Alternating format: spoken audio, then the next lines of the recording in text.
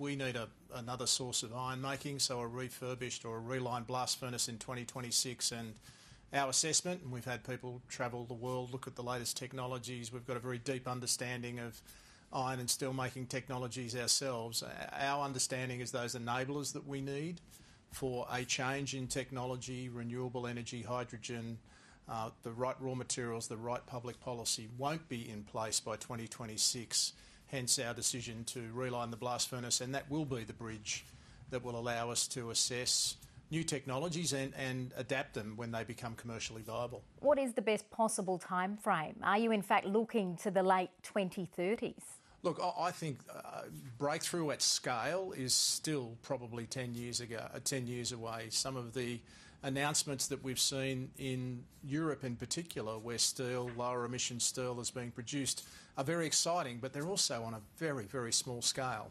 Something like 4 or 5 million tonnes of lower emission steel is one estimate I've seen that's been produced in a global market that produces 1.5 billion tonnes of steel.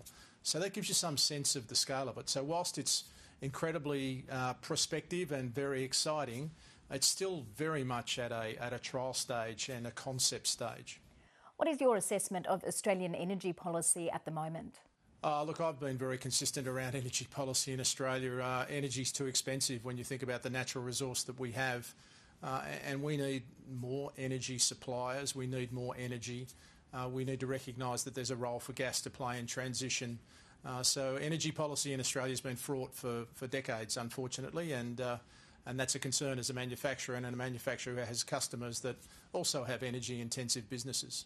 Last week, Chris Bowen announced the possibility of a green tariff. How urgent is that reform given the uneven playing field? So look, a carbon border adjustment mechanism, a mechanism that's been put in place in Europe, a mechanism that's been looked at in countries like Canada and New Zealand. I think Mr Bowen's signalled that's a really important part of the policy that we need to adapt or adopt in terms of decarbonising the country, but making sure we don't deindustrialise it. So there shouldn't be a situation where someone who doesn't have the same hurdles that manufacturers in Australia do around decarbonising can import their steel into Australia or other products into Australia and disadvantage the local manufacturers. So we're supportive of Mr Bowen's initiative and will be contributors to that debate. Half your profit comes from your operations in the United States. How would you describe the state of that economy right now?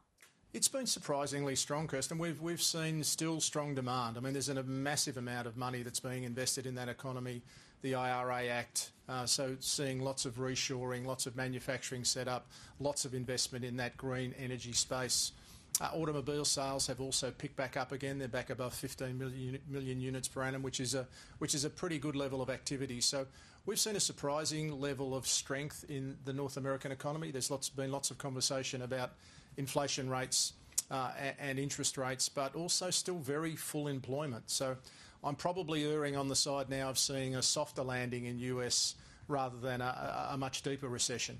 How worried are you about China, given the signs that economy is cooling? China has an indirect effect on our Australian business, in particular in our Asian businesses. When the economy is not doing well in China, steel is often exported out of China, and that has an impact on selling prices in the ASEAN region, affecting our ASEAN businesses, of course, but also our Australian business.